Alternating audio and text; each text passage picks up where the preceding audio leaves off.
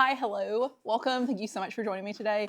We are going to technically be doing plant chores, but we're going to be doing more of a chatty, I guess, plant chores because we're going to be talking about 5, I think, I have thought of hard to swallow plant truths, which is what I'm calling it because that is the most concise thing to call it. These are like things that you have found hard to accept, or maybe you didn't want to accept necessarily, even though they are true for the most part. So we're going to be talking about that as I pot up some of these seedlings from my anthurium hybrid. You can see they're in these communal pots right now, and they're just getting way too big for this. I've got 2 of these.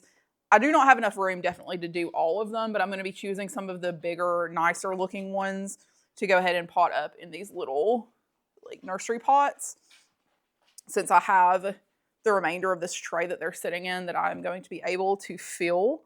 So I've got to figure out how many I can do. I've got my potting mix with me right over here, so we can kind of get these set up. I've made a little bit of room because I have several of the individual plants that I'm going to be listing hopefully this weekend, maybe early to mid next week, depending on how long it takes me to like edit this video and do some of the other things that I really need to take care of.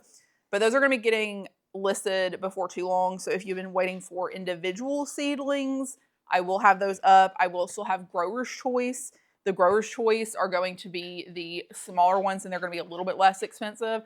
And the individual ones that I'm going to be listing are like medium sized, and they're showing their traits a little bit more. So it's like, it makes more sense to individually list those. So you can kind of pick and choose which one's really calling out to you. Look, say hello. No, you cannot jump in my lap. Oh my God. What do you have to say about hard to swallow plant truths, Sully? See, I know a thing or two about hard to swallow plants. Yeah, not in the same way though, huh? Yeah, you're bad. You're bad? No, get out of the dirt. Okay, I'm trying to remember to start wearing gloves when I'm doing a lot of repotting because my hands, y'all, oh my God, my hands are so dry and cracking and peeling from the dirt, sucking all the moisture, every drop of moisture in my hand, silly. Also, do feel free to leave your hard to swallow plant truths in the comments below, anything that you had to eventually accept as truth, even though you may not necessarily have wanted to. And that may be a fun thing to have a conversation about. So the first one we're just going to start right off is no one can tell you how to take care of your plants. And that is not me, not your favorite plant influencer, not your mom, not anybody. No one is going to have the exact same growing conditions as you and the same lifestyle and the same way that they prefer to do things. Now, we can all, listen, I have shared things that have helped me. Everybody shares things that help. That's why it's so important. That's why it's so important for everyone to share what does work for them. You are essentially making a Frankenstein plant care routine where you absorb and you learn all these different things and you try them out until you figure out what works for you, and you kind of mash all of that together, and then you have the thing that works for you. But that is going to be different for everybody. So you could tell me exactly how you do things, and that's not going to work for me. And especially when like I started collecting plants or you're new to the hobby, you are like a little sponge. You are just listening and absorbing everything that you hear everybody else say. And a lot of times I would make the mistake where I would be like, one thing would be going wrong for me, and I would hear someone say, oh, well, I do it this way. I'm like, oh my gosh, that is the golden nugget that I was looking for. That is exactly what I need to make everything work perfectly and grow beautifully for me. And unfortunately, that is not the truth, because you have to have that epiphany like 20 times, and eventually one of those things is going to work. But it's never, just because you hear something working for someone else, don't take it as the absolute truth. Take it as like, oh, maybe that's a better way of me doing things. I'm going to try that out and experiment, preferably on my not so expensive plants in case something goes terribly wrong, and see if that works for me better and I see better results, etc. Okay, so the first one that I'm pulling out is this little guy right here. These are a little bit chlorotic, and I'm not going to show you every single one of these. I don't know if you can see the pink veins on this one, but a lot of these are pulling like really, really pink veins like red vein dark phoenix, and a lot of the bumpy texture from the Cunha. And I mean, the parent plant, the mom, does have red veins also. So it's like a double red vein, and the stems are really, really pink too. So I really feel like these are cuties. But anyway, all that to say, you have just got to take everything with a grain of salt and understand that everything that someone is telling you may have worked for them and it may work for you, but just first of all, try it out yourself on a small scale on plants that you are not as attached to and see if it works. Maybe it does work and maybe everything goes perfectly and that is exactly what you're looking for. But maybe it's just one thing on a list of a million things that didn't work until you find the one thing that does work for you the best. Start on a small scale, test, experiment, get your results, and then if it's good, you can move on and start doing some other plants, some different genus. Also, like different genus, different species like different things.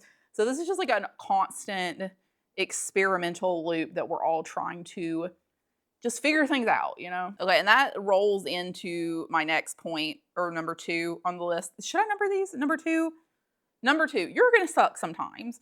It doesn't matter how long you've been growing. It doesn't matter if you are a professional expert gardener and you are a horticulture expert, you are a botanist, you have been growing for 75 years, you're going to suck sometimes. And sometimes that is just because of something silly that you did on your part. Sometimes that is maybe a change in climate, maybe you move, maybe you change your nutrients, something happens to your routine, you have a child, you have school, you have, commitments outside of just plants that you're trying to manage altogether.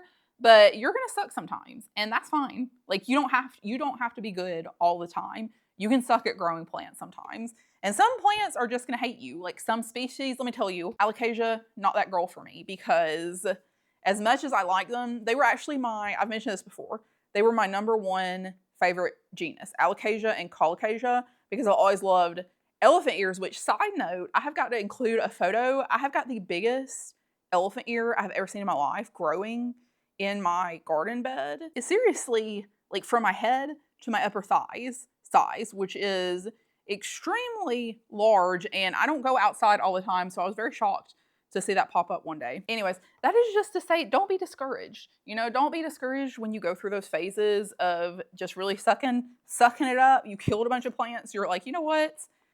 I don't know if plants are for me anymore. That's not true. That is not true unless you feel it in your heart and soul that that's the right decision. But a lot of times, I mean, especially when I've gone through things like trying to figure out my anthurium substrate and all my alocasia freaking croaking when I was trying to do like no drainage or semi-hydro, etc.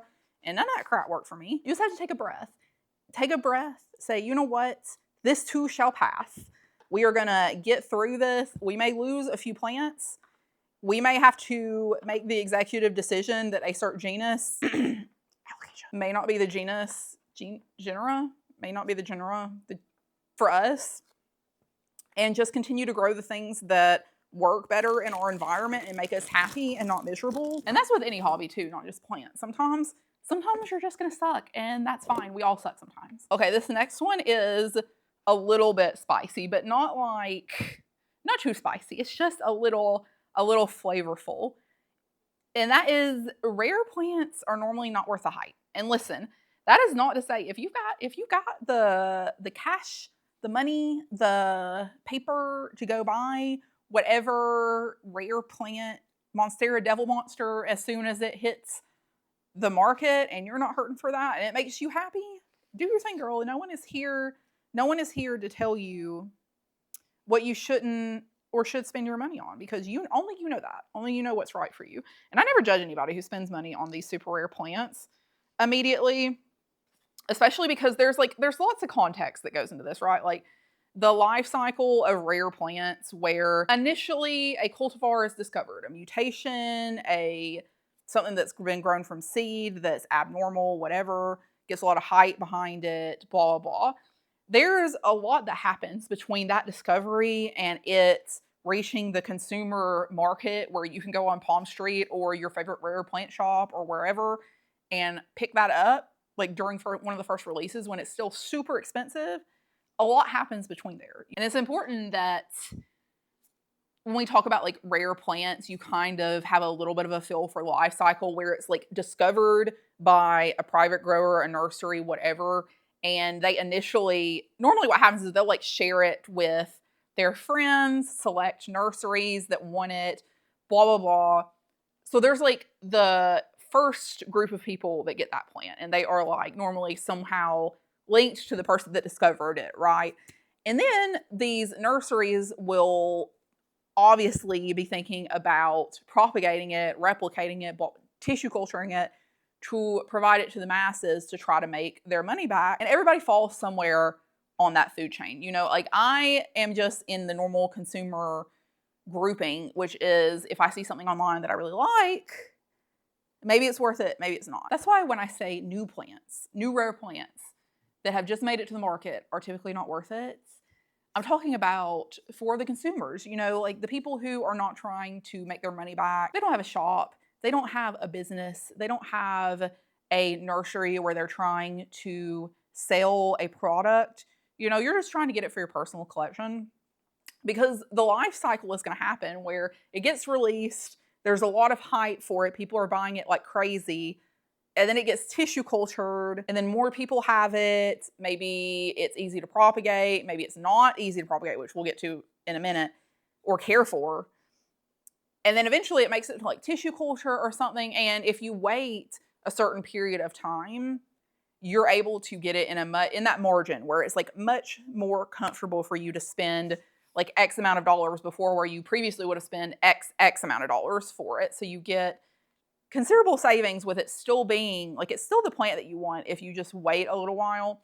Now, sometimes, you know, you don't want to be patient. Sometimes it is your dream plant. You want to drop the money on it right then and there. And again, you got to do what's best for you, you know, but just keep in mind that in a year, in 6 months sometimes, because these tissue culture labs are on it nowadays, you would be able to get that plant for significantly less expensive than what it was originally introduced at. Which brings me to my other point, which is sometimes these rare plants are not easy to care for. They are not easy to grow. They are not easy to propagate. They are not easy to breed, which is why there are so few of them. One thing that I always think about before I spend money on a more rare or even uncommon plant is how many people have I seen that have a mature version of this, right? Like how many people, a new popular plant comes out, everybody and their mom has it and is posting about it on Instagram, or sharing it or talking about it, or on Palm Street Lives talking about it, blah, blah, blah. I want to know how many of these people have a mature version of that plant that they're growing in their house. How many have a good looking version that they say, you know what, it's been easy to grow. Like I need more context. I need more of these people who have grown it out to say, hey, you know, it is pretty easy to grow. It's reasonably easy to grow. You can get it to a mature state. It took me X amount of time. These are my conditions. Like if you only have like 1 or 2 people they're talking about having a more mature, full-size version of this plant, and everyone else that you've seen has had a little tiny sprout or something that has like 2 leaves on it, and they're always talking about, like with alocasia, like, oh, it only is in the 2-leaf club ever, or oh, it died all the way back to the chonk and I'm having to regrow it. Like, how many people are saying that? Because a lot of times, if something's super rare and it's super hard to grow, like, that's the point when you have to say, okay, and this is the hard to swallow part, that plant is not for me. I love it, I really want it, but it will most likely die and I'm going to have a miserable time growing it.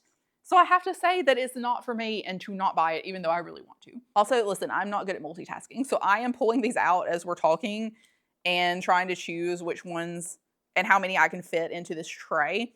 And once we get to the point at the end where I've got these potted up, I will show some of them to you so you can see some of their traits. But anyways, closing statement on the rare plant, worth it or not worth it conversation, which we could all sit around and talk about this until the cows come home, but that is not going to get us anywhere because we're all going to have different opinions about it. My general rule of thumb when I'm buying a plant is to wait a little bit of time until I see the price point dropping, because regardless of whether or not it's easy to grow, the dogs are like going crazy in the background as always. But one, I want to wait until the price drops to a point where it is reasonable for me. But when I want to wait until the price drops to a point where it's more feasible for people to be able to afford, including myself, because I'm not trying to spend an arm and a leg to get a plant. Is that true? See, I've got a lot of puppy treats to buy over here. Yeah. No. No. No. Owie. Owie. You're being bad. But I also want to give that life cycle a chance to kind of start rolling so I can hear other people's experiences with this plant that I'm interested in potentially purchasing, to make sure that it is not some crazy hard to grow, like living life on the cutting edge of wanting to unalive itself. I need it to be a reasonably easy plant to grow, especially nowadays when I have a million plants. Like, I can just not deal with these crazy hard to care for plants anymore. Also, as a side note, I feel that it's really important to have sellers that you trust, because yes, you know, there are times when I go on Etsy, go on Palm Street, whatever, and it's like a seller that I've never heard of, and I'm willing to take a little bit of a risk because like the stakes are not super high, or it's a plant that I know is within that realm of like pretty easy to take care of, etc. But if I'm buying a rare plant, one that I'm not super sure on the care requirements, I'm not super sure on how it grows, I'm spending more money on something, like I want to buy from someone who I've had a good experience with, or has really good reviews, or I know that they are going to be honest and upfront with the care requirements and their experience with it and stuff if I have questions. And also, if something does go terribly wrong and it like ships terribly, or you know, it just like goes super downhill within the first couple of days, like it's someone who I trust enough to make a purchase from that is going to, you know, like send a replacement or something like that. If it's not something that I did, if it's, you know, just a weak specimen or a plant that they know is really hard to take care of. Okay, this is a really spicy one, I feel like, for me, at least to me, because I still don't want to listen to this. It's not just one more plant. You have a million plants. You see a plant that you like, it's $5. It is not just one more plant. It's not just $5, because what happens, and now listen, I'm not with all of these, I'm not speaking for anyone. I'm not putting words in anybody's mouth. I'm not speaking on anybody else's life, because you, again, you know you better than some random person on the internet knows you. But I am speaking for myself in that I have, how many plants have I said, oh, it's just $5. It's just one more plant. It's just, oh, it's on sale. This is the best deal I've ever seen. I got to jump on this. It's just, I've already got 3,750 million plants. What's one more? It's just one more little baby seedling. It is not just one more seed. How many times have you told yourself that in the past week? In the past day? How many times? And then you end up in a situation that I am very familiar with, and that you may also be pretty familiar with, in that you have a million plants. You don't like half of them anymore because you jumped on that little $5 one more plant bargain at Kroger or Walmart or the Home Depot. And now you've got a whole stack of plants that are struggling because you don't want to deal with them. You don't like them that much. You only got it because it was $5, or it was $5 because it was discounted because it had been sitting there for 6 months and nobody wants it, and it was only half alive. Because I have mentioned my plant buying psychosis here on the channel before, because it is true. You get into that mode of, oh, it's only one more plant. Oh, it's just $5. Oh, I have an open box. I might as well just get one more. It's just one more. I'll just add one more in there because I paid for shipping already. The fact of the matter is, we have got to stop thinking that way. And this is me talking to myself, but maybe some of you too, because you've got to, I've started saying that if there's a plant that I want, I'm going to think about it for a while, for like, this is not a couple of days, but this is, you know, I went on a no-buy for like several months here recently, which I thought was literally physically impossible for myself because I'm addicted to purchasing plants. But I'm trying to break that habit because it really is not healthy, especially when you have that mindset of like, oh, it's just one more, because I have thankfully downsized quite a bit, as many of us have. And you finally get to a point where you're comfortable, and then you're like, you start the cycle over again. You're like, oh, well, I got rid of 10 plants so I can get 3 more. Like, no, you have got to slow your roll and think about it for a hot minute, because a lot of times I'll see a plant that I really like. I'm like, oh, that is really cute. And you know, what I've started doing too is looking at that plant and then going, especially with like Hoya and anthurium, looking at that plant and then going and looking at my collection and saying, how many other plants do I have that look just like this? Because I do not have a 25-acre greenhouse. I have got a residential home in a subdivision, and it is not going to fit 75 different species of the exact same Hoya and or anthurium that I keep purchasing because I like it. Yes, I know I like it because I have 7 that look exactly the same. And also, I've got to think about myself and my own mental load and the capacity that I have to care for all of these plants, because when you keep saying one more, one more, one more, you're going to be overwhelmed in no time. You're going to be overwhelmed in no time. I've just been being very diligent about keeping in mind the energy that is required to care for all of these plants.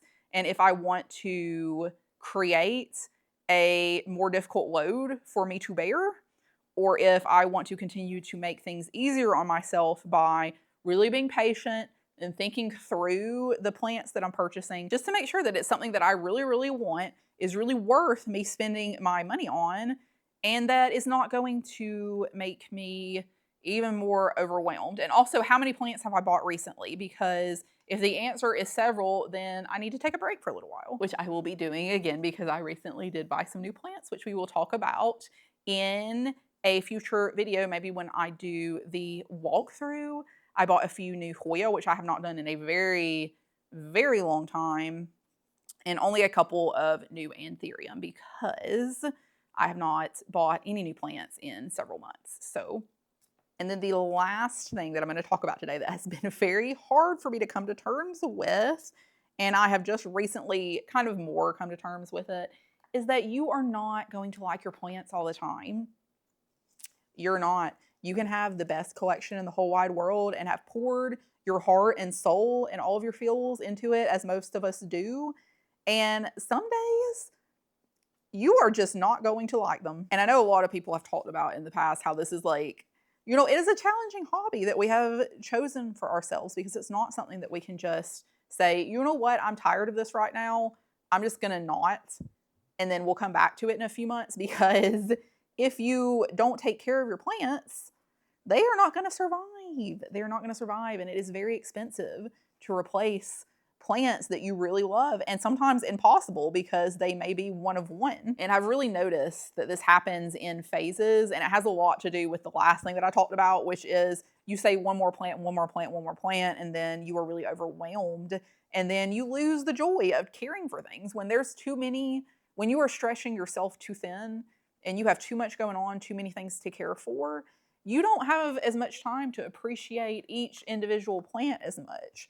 You don't have enough energy to appreciate all of them or to devote enough time to take care of them. And that is why it is so important for us to try to keep our collections in an area that is somewhat reasonable for us to maintain, that we are not hating having to go through and care for all these dang plants, that we are not ultra overwhelmed, because there are going to be times in our life when we do not like them. Let me tell you, when I am overwhelmed, I have too much going on in my personal life, I'm sick, I'm PMSing, I am just mentally not well. It has been, let me tell you, it has been raining, which is sunny today, but it had been raining for 2 weeks straight. 2 weeks straight where I'm at. Let me tell you what kind of mental space I was in without seeing the sun for 2 weeks. It was not good. It was not good. It's any of us that experience seasonal depression, you know exactly what I'm talking about. And those are that was one of those times when I was like, I do not care.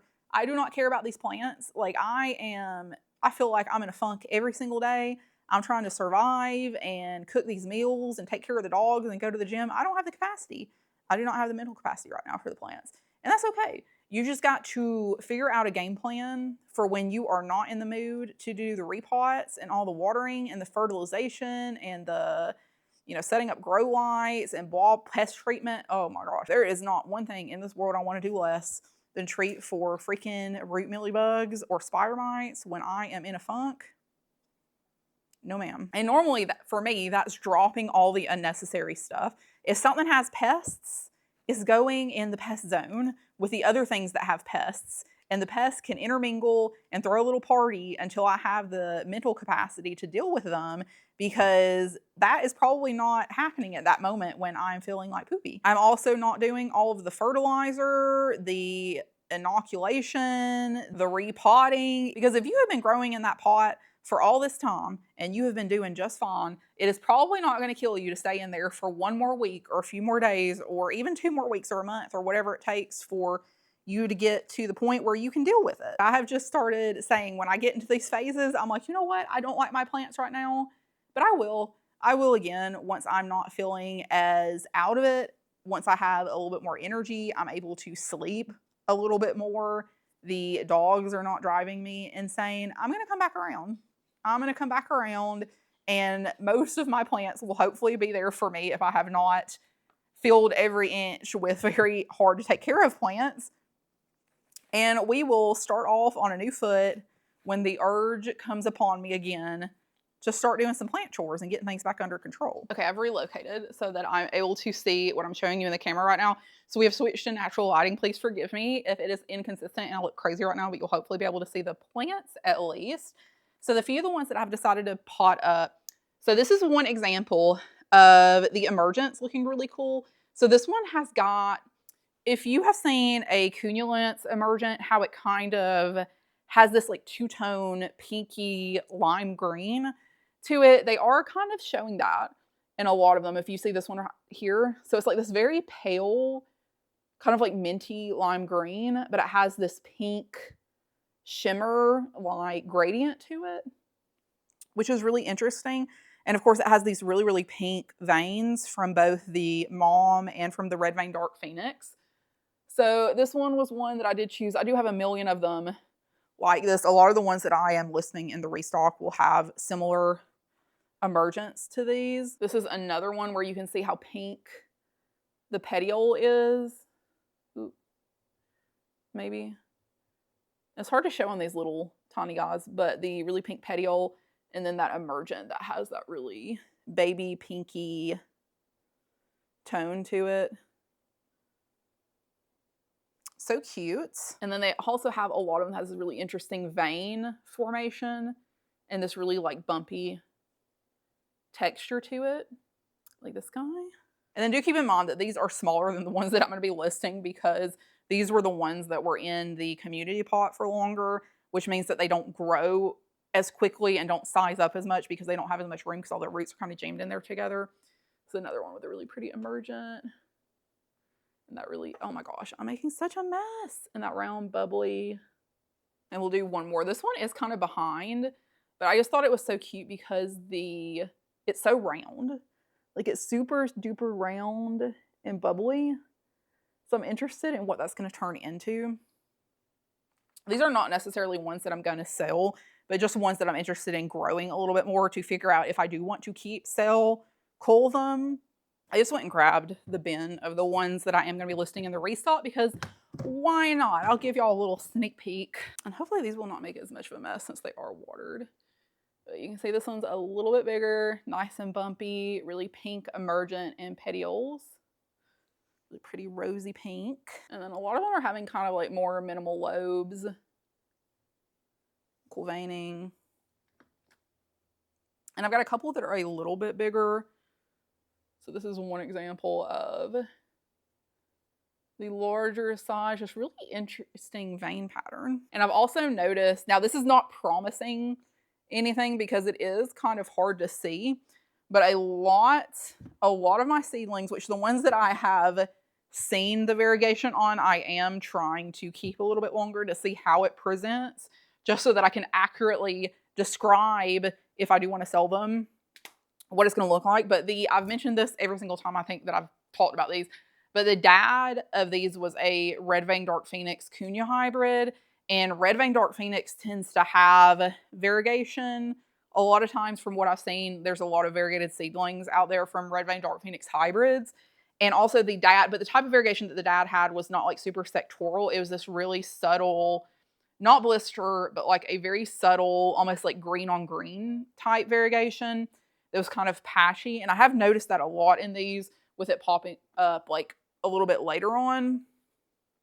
There's another one I'm gonna be listing. I really like this one. Ooh, do I want to list this one?